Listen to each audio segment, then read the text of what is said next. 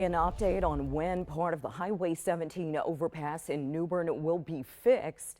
This after a driver crashed his flatbed truck through the concrete barrier, causing that truck to fall about 40 to 50 feet to the ground below and catch fire. News Channel 12's Amanda Denise spoke with the Craven County NCDOT today. She joins us now live. Amanda, what's the process to rebuild the bridge?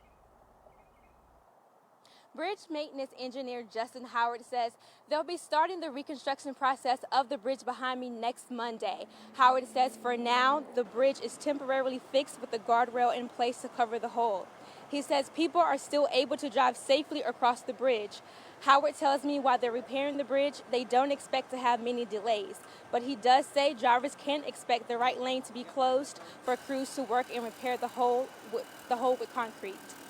Don't expect to be out like all day. Like once we pour it, we're gonna get out of there. We're gonna leave it and have to give it time to cure. Like, we're not gonna be out there continuously for 2 to 3 days. We'll form it up and pour it if we have time that day. If not, we'll pour it the following day. He says after the bridge is repaired, hopefully nobody will ever know what happened there.